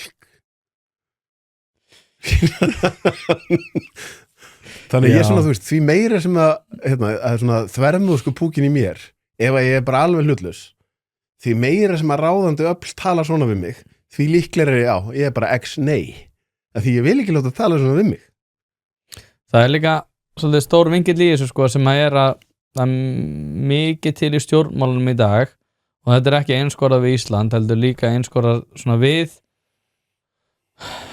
ég ætla að taka svona vítt mengi frjálslynda miðju örlíði til hægri ákvæði til vinstri svona mengi stjórnmáluna í vestrænu ríkjum í dag sem að telja sig hafa svakalega góðar hugmyndir það hvernig aðrar er að lifa svona lífi og þetta er eitthvað sem að er svo góð hugmynd að það er í rauninni fáránlegt að vera í andstöðu við mínar hugmyndir það hvernig þú er að lifa þínu lífi en vandinn er sá að ég held að grunnforsenda þess að þú sért að fara fram á það að ég í rauninni gefi mig á vald bæði þín og þess sem að þú telur að það sé betra fyrir mig er að þú ert að taka ákvörðunina það er ekki það að þetta sé ekki góð hugmynd og ég held að þessi svolítið vandi Evrópusambandsins núna er að það er ekki endilega að þetta sé einhver hræðilegar hugmyndir þetta er bara, ég er ekki samþykkur því að þú fáir að taka þá ákvörðun fyrir mig því að þetta er það er einhvern blöðum það að fletta að þetta er löggjafarvaldið, dómsvaldið og framkvæmdarvaldið af stórum hluta sem er flutt úr landi og það er bara staðan og við getum alveg sagt að já, kannski hafa þeir bara betri hugmyndir en við en óháð því hvort að þær hugmyndir séu betri eða ekki að þá ertu búin að fjarlæga minn ákvörðunarrétt gagnvart því hvernig ég get hagað mínu lífi Já, og einmitt það er svona þegar að vera að reyna einhvern veginn að segja nú sá ég eitthvað post eitthvað ég lasið ekkert mjög vel eitthvað ég gæra fyrir þetta sem er að ganga eitthvað þú veist að við munum nú hafa mjög mikið vægi við borðið sko Þú búin að sjá það? Nei Það sem svona verið að tala þetta sé nú alls ekki eitthvað en bara svona, come on kids ef ekki bara vera heiðaleg með þetta Við erum eitthvað 400.000 manna þjóð Þú veist, ef það á að fara að keyra eitthvað í gegn í ESB heldur að koma einhver einn þingmaður íslenski þingmaðurinn árum Nei, heyrðu, ég vítóði þetta bara, þetta er ekki að fara að gerast Það verður bara valtað yfir þetta, skilur Þannig að, ég held að það aftur ef ég er að reyna að selja þegar akkur þetta er að segja já við þessu ekki vera að selja þér eitthvað þvælu, skilur Þú veist, haltu þið þá bara við það er dýrt að vera að halda út í litlum gjaldmiðli Það er stærðar hagkvæmni við að þú veist, mögulega munum við eiga auðveldara með einhvers konar frjálsa verslun og viðskipti, mögulega mun einhvers konar einokun minnka. Það er allavega svona valid sölupúntar. Hversu valid svo sem þeir eru, en hitt er ekki alveg valid punktur. Þú veist, 400.000 manna þjóð mun hafa ofboðslega lítið vægi við þetta svo kallaða borð, ef eitthvað. Og það verður bara valtað yfir okkur. Ég var með Árna Helga áður en að þú komst. Þar var ég með þetta að ræða sko ekki söluvöru viðreisnar og ríkisstjórnar gagnvart Íslendingum heldur söluvöru Íslendinga gagnvart Evrópusambandinu. Það er að segja hverju við getum selt Evrópusambandinu segja. Og ég fór að hugsa þetta eitthvað sko núna til dæmis talað sjávarútvegsmálin og segjum svo að við myndum bara fá fullkomnar undanþágur frá sjávarútvegsmálunum og landbúnaðarmálunum. Við myndum bara fá allt fyrir ekkert eins og Jón Baldvin held ég hafi sagt en hann kom með EES-samningin heim. Þá velti ég fyrir mér sko, við förum til Evrópusambandið og segja við ætlum að fá fullkomnar undanþágur frá öllum. Og ef Evrópusambandið er mjög spennt fyrir að fá okkur inn og segjum svo að þeir myndu hugleiða þetta, en þá væru þeir aftur á móti að vinkla henni í umræðina en ég meina, hvað gerist ef við samþykjum þetta á Íslandi? Bara fullkomin einokun á þeirra sjávarútvegsmálum og landbúnaðarmálum. Þá kemur Spán, þá kemur Portugal, koma Írar, koma allir og segja fekk Ísland þetta? Við ætlum að fá þetta líka. Þá er Evrópusambandið orðið obsolete sko. Það er bara forsendunar sem er alveg sama hvernig þú lítur á málinu og ég skil alveg Evrópusambandið út frá þeim forsendum. Að sjálfsögðu eru þeir ekki að fara að samþykja undanþágur. og það er ekki út af því að þeir eitthvað neina alltaf fara að taka yfir völdin hérna, það er bara út af því að allur grunnurinn á þeirra tilvist byggir á því að þeir hafi aðkomu að þessum hlutum. Ég vil einmitt að því að það getur vel verið að ég hafi rámt fyrir mér, en alveg eins og með félag okkar sem að vildi ekki mæta til okkar hérna fyrir borgarstjórnarkosningar. Já, Píratinn, Kristinn Jón. Já, einmitt. Já, ég meina það út af því að ég held að það var hægt að rekna þetta út ef við sögum hann og komst ekki inn. Já, einmitt. Það sama myndi ég segja, skilur, ok, þú veist, mér finnst það svo áhugavert að Kristrún og uppgangur samfylkingarinnar var klárlega ekkert að því hún væri að tala svo mikið fyrir Evrópusambandinu. Bara alls ekki. Hún var að ná vinsældum og flokkurinn var að ná vinsældum út af einhverju allt öðru. Út af svona bara, þú veist, það var mikil þreyta með ríkisstjórnina sem var þar á undan. Hún var að ná að tala einhvern veginn svona mjög skynsaman hátt ofan í fólk, og eitt af því sem hún gerði í þeirri skynsemi var að segja við erum ekki að fara að kljúfa þjóðina með þessu. Svo er þarna einn flokkur sem að fekk hann ykkur 15% atkvæðaflis. Já, 16% held ég. Já, að allt í einu er þetta komið á dagskrá út af þessum eina flokki, sko, flokkur fólksins er að mælast ef ég er að fara rétt með, hann er að mælast fyrir utan þing. Já, 4%. Já, þannig að það er augljóst að þessi vegferð er ekki búin að vera góð fyrir flokk fólksins.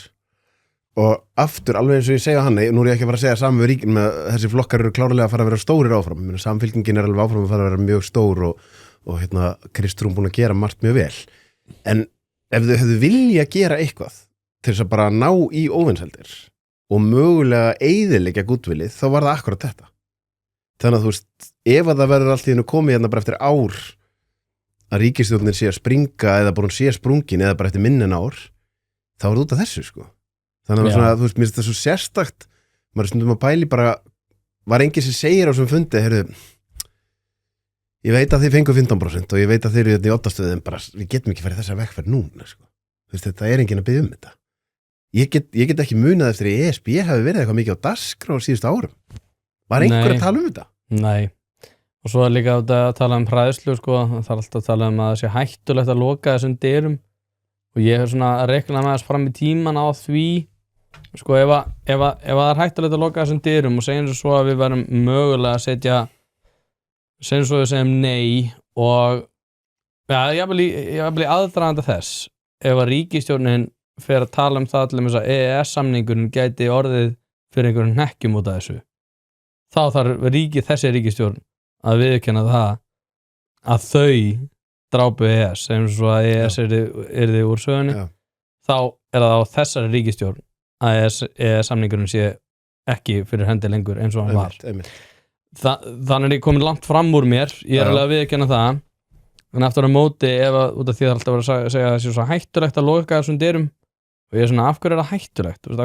Óbreytt ástand var ekkert eitthvað sem að við vorum alveg brjáluð út af. Það var, það vissulega verðbólga, ekki atvinnuleysin sem er þetta núna komið í kjölfarið og ofháu vextir og húsnæðismálunni í svolítum lamasessi.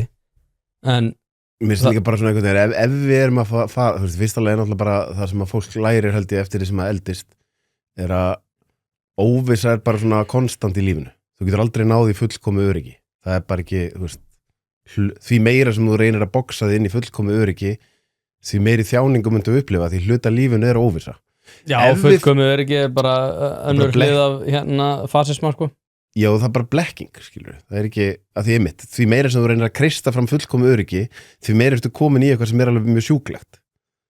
Hvort sem við kallum það sjúklega stjórnsemi eða fasisma eða bara sjúklegan kvíða eða eitthvað. Sko, já, því meira sem við erum að reyna, já, þannig að ef við förum í worst case scenarióð, talandi með svona ótta, það sé verið að menga umræðar ótta, ef við förum í worst case scenarióð sem væri þá bara mögulega að Trump bara gengur gjörsamlega göflán, er Evrópa þá að fara að berga okkur? Þegar við förum bara alveg í worst case scenarióð, þá held ég hvað sem er við séum fókt, sko.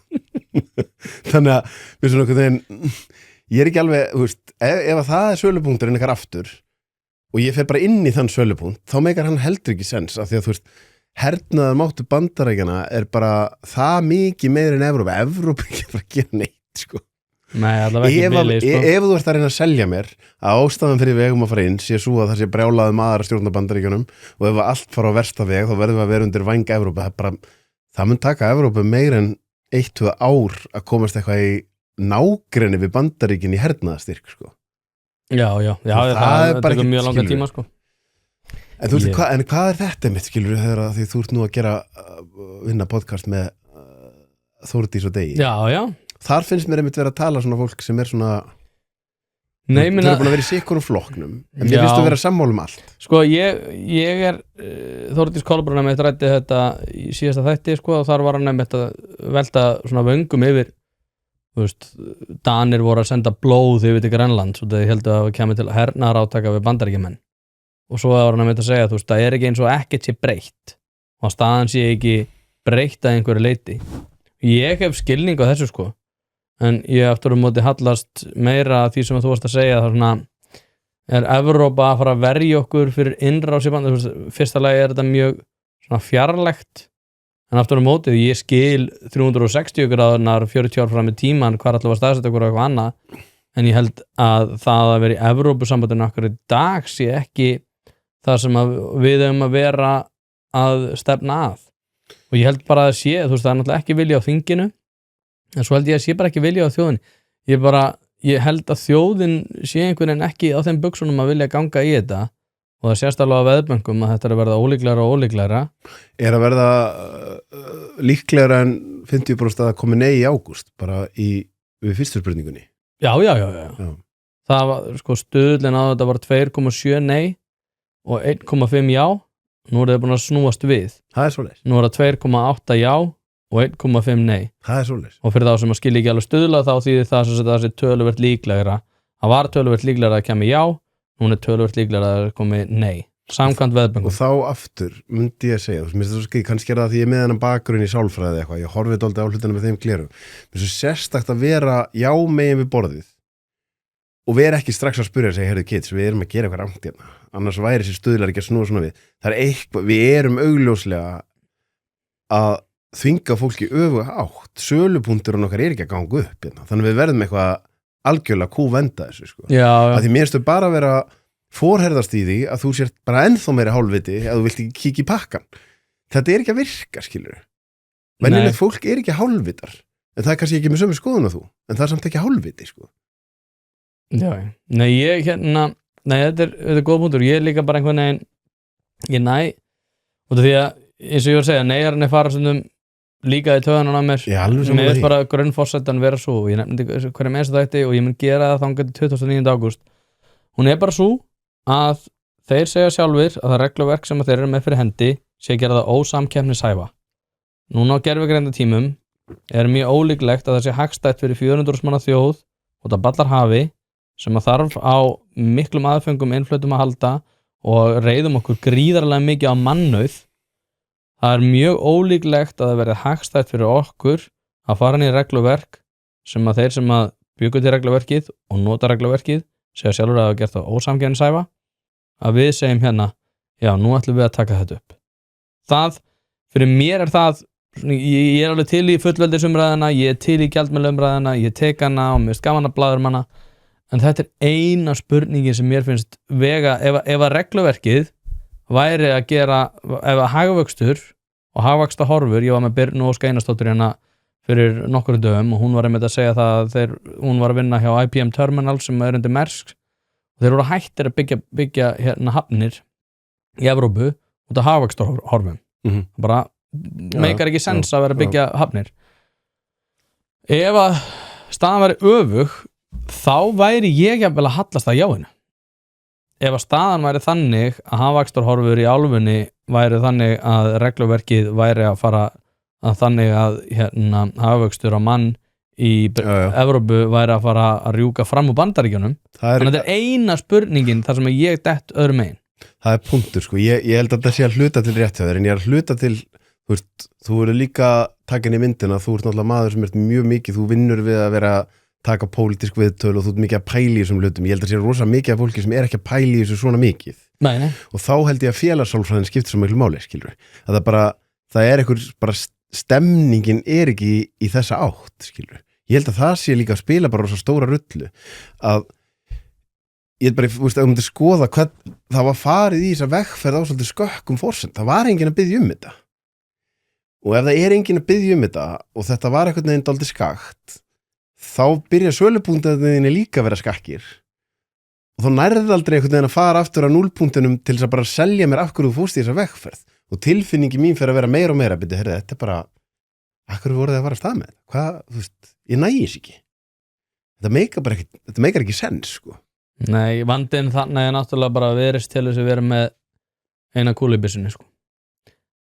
Það eru afarkostir sem að þau settu sér eiginlega sjálf við þessar stjórnar hérna. Já, meinur ef þau gerir þetta ekki núna þá getur þið aldrei gert það. Já, ég held að horfa á þetta þannig. Ég til dæmis til að sko ef að þau hefðu sett þetta á dagskrá fyrir næsta kjörtímabil og lagað efnahagsstöðuna þá væri bara horfurnar frekar góðar sko. En þetta og líka náttúrulega í ofanalag ríkiskassin ekki að rétt úr kútnum og þau öfugt horfur, við erum með Icelandair, við erum með byggingamarkaðin, við erum með fullt af iðnaði sem að bara komin til höng, ferðamanna iðnaðurinn og fleira. Ef að þetta lagast ekki og þau segja, já, svo vil ég fá umboð til þess að fara til Evrópusambandsins, það mun aldrei virka. Þess vegna ótrúlega heimskulegt reyndar hjá neyjörunum sem alltaf að segja, sko, eða ekkert alltaf að segja, maður heyrði þetta einstakarsinnum, sem að neyjörunum voru að segja hérna, já, mögulega staðan svo að ríkisstjórnin sé að reyna að setja okkur í það vont ástand til þess að við segjum já í ágúst og ég bara, það meikar ekkert sens það meikar ekkert sens ég er mjög sammálað þessu þér svo ég minnist að Þóra Brynjarkarl ég man að hann sagði einu sinni mig sko þegar hann var að þjálfa strákana sína sko þá sagði hann ég gerði alltaf þannig að þú veist að við þurfum að búa til innistæðu hjá dómaranum þannig að þú veist ef við erum í einhverju leik og við erum að gera einhverja villur sem skipta kannski ekki miklu máli og hann dæmir og það eitthvað sem búið að dæma þú vill að segja að þú veist, réttið alltaf pönd og bara, já, mín villa, skilur bara óniði villuna gerið það nóg oft þannig að þegar allt í hennu komið á síðustu mínúturnar þá eigið innistæðið ef þið farið að segja, þetta var rangur dómur, skilur hvað það gerur að skoða þetta þá þetta sangjart gæi, hann allan leikinn búin að segja mér að ég hafi rétt fyrir mér ég búin að kaupa mér innistæðið hér og ég held að það sé, skilur að ef að þú ert nýkomin við stjórnvölinn og fyrstu horfurnar eru bara keyra upp verðbólgu, þeir eru ítundir ríkisútgjöld, þetta virðist bara vera og svo ætlið þið að fara þeir eru ekki með innistæðuna þið þurftu fyrst að ná ykkur í innistæðuna með því að sýna mér að þið getið haft tök á þessu hérna og gert þetta vel og þegar ég er svona, já, þá er ég kannski líka til að kaupa þetta ykkur, skilur Já, mér finnst það bara ég er alveg sammálaður, mér finnst þessi hérna pæling með að það sé verið að reyna að gera ástandið verra, ég er alveg mér finnst það hlægilegt og hérna, það er einhvern veginn held ég það er svona, það eru neyjararnir fannir fram úr sér já, bara komnir í mitt svona bullrök, sko já. Ég ætla ekki neitt af þessum konum að þær vilji gera ástandið hérna verra sko. Nei, bara ekki séns, sko, það er ekki séns einhvern veginn endum við í Evrópu Já, ég vissi, sko, í ástæðan fyrir ég líka sagði við, ég vil ekki ræða Evrópu og ég vissi að við myndum fara á hana en ég vildi reyna að treyna þess lengi en mér varst það gott spjall hjá okkur samfélagsmiðlana og athygli og orgi hippa kakóseremóni við dæmi. Já, kakóseremóni næst hvort þeim að hafa hana hjá mér eða þér? Verðum við ekki að vera á heimavelli á þér? Er það? Já, þú ert með líka, sko, þú náttúrulega sýnir ekki hérna hlustendum stúdíó, það er algjörð hippa stúdíó, getum við ekki setta upp einhver á einhverju svona, ég reyndi að veit ekki hversu lengi innan að sitja á einhverju hippa mottu, sko Jú, ég getur bara fengið eið til að koma og hann getur, þú veist, í byrjuninni getur hann tekið aðra kameruna og sett hann rýmið og meðan að við erum að drekka kakóið Svo situr það ayahuasca í mitt eða eitthvað Nei, ég læt það nú vera Hefur þú prófað það? Já, hvernig er það? Það er mjög áhugavert Mjög áhugavert Getur þú lýst því? Það segja allir bara, mjög áhugavert Það segja allir neitt Nei, ég held að sumir hlutir eru þannig að þú eiginlega þeir eru svolítið svona handan orða sko. Þú veist, þetta er svona upplifun sem að þú eiginlega lítilækkar svolítið með því að fara að tala um hana sko. Já En ég meina að ég þekki engan sem að ef þú farið í ayahuasca og finnst þetta alltaf ekki stórmerkilegt sko, af því þú er svona það sem gerist hjá mér sko, að maður fattar svolítið hvað maður veit lítið sko. Já Þú veist, maður getur alveg vita alls konar hluti með framheilanum og eitthvað en það bara þú veist eins og segja, þetta er eitthvað dót sem kemur á náttúrunni og allt í einu bara pínu eins og það sé svona einhver hærri greindarúll í gegnum þig og þú veist, fara allt í einu skilning á alls konar hlutum, þess að þetta er mjög tímabundi ástand, sko. En það er mjög áhugavert, þú þyrftir nú að fá Harald einhvern veginn við það, sko. Það er mjög áhugavert þegar sko, þrautreyndur geðlæknir sem er búin að vinna í fleiri en einu landi og mjög vel metin þegar hann segir bara að þetta er sko psychedelic, hann er í MDMA hérna lækningum og svona. Hann er að stúdera allar þessar nýjustu rannsóknir og það sem þetta er að gera til dæmis fyrir hermenn, áfallastreitu hermenn, bara er ekkert sem hefur komið nálægt árangrunum. Og núna var Trump náttúrulega skrif undir það að það ætti að gera frekari rannsóknir og íbóka sem er reyndar svona, það er líklega sterkasta psychedelic af þeim öllum, það er planta sem vex í Afríku, en ópíóða fíklar virðast vera að fá bara 80% remission, sko. En það þarf að gera þetta undir réttari handleiðslu og þú veist, þetta er ekki djók, þú getur dáið í þessu, sko. En þegar að árangurinn úr svona fyrstu rannsóknum er svona, þá getur ekki bara sett á þig blindfold og látið eins og tækir getri, sko, af því það er ópíóða faraldur í Bandaríkjunum og hann er svolítið búin að færast yfir en vestræna heim líka, þannig að þetta er áhugavert, sko, það er áhugavert að sjá. Og nú er hefur eitthvað skoðað Brian Johnson. Nei. Gæjan sem er að mæla allt, hann er búin að eyða mörgum milljónum dollar í að mæla sjálfa sig, þú veist, og hann er á hennu fullkona mataræði og markmiðið hans er að vera að deyja ekki. Já. Milljónamæringur, sko. Og hann er að gera alls konar tilraunir með, þú veist, með sánu, með æfingar, þú veist, og samkvæmt honum eitt af stærsta, það hætti að borða mjög snemma, sko. Þannig að þú sért með marga klukkutíma fyrir svefnin í fríi frá því að melta, þá bara hvílist taugakerfið miklu betur. Hann er núna búin að taka sveppatripp, sko, og niðurstöðunar hans voru bara að það er ekkert sem að er að sína bara hvernig hvað heitir resting heart rate, bara hvíldapúls. Já. Bara hvað hvíldapúlsin droppa mikið niður, bara ákveðinu markarir í taugakerfinu, að það virðist ekkert sem að hann er búin að vera að prófa geta gefið þér jafn mikla djúpslögun í taugakerfinu eins og sveppur, sko. Þannig að þú veist, ég skil alveg að fólk geti dæmt þetta utanfrá út af ákveðnum stereotypum sem er í þessu, skilur. Ég er alveg með því, skilur, einhver hippalingur í kundalíni galla sem að virðist ekki vera með mikla stjórn á lífið sínu. Þannig að það sem seldi mér þetta í upphafi var bara, ég satt fyrir framan Harvard-prófessor sem var búin að vera svo þunglindur að hann var suicidal og hann sagði bara MDMA bjargaði lífið mínu. Og ég man bara, ég sagði, ok, hver er ég til þess að véfengja hans reynslu af þessu? Þú veist, þetta gerðist hjá honum og hann er að horfa í augun og mér að segja það, skilur. Og þetta er ekki augljóslega maður sem er, þú veist, svona annar allavega búin að gera eitthvað að viti í lífinu. Og þá svona, þú veist, þá var einhvern veginn sem ég tæki meira mark á því heldur en það kæmi úr hippageranum, sko. Þannig að þetta verður alveg áhugavert þegar þetta fer að mainstreamast meira. Já, ég sá þannig einhverja heimildamöndum MDMA og herrmenni mitt, sko. Þetta er alveg áhugavert, en áður hann að fjölmiðlanefnd fyrir að hjóli í mig fyrir að auglýsa eiturlyf. Heyrðu, ég var að fá póstfræðum. Jaha. Þeir vilja ég skráfa mig. Yes, þú kemur með okkur í baráttuna. Ert þú búin að neita skráði? Já, þú skráður það ekki heldur. Hvar stendur þetta? Við erum bara hjóli í þetta. Ég ætla ekki að fara yfir útlýsing. Ég skal segja þér að þegar við hættum að taka. Okay. En ég er enda með nýjan samstagsæðala sem er kaldi léttbjór. Góð. Og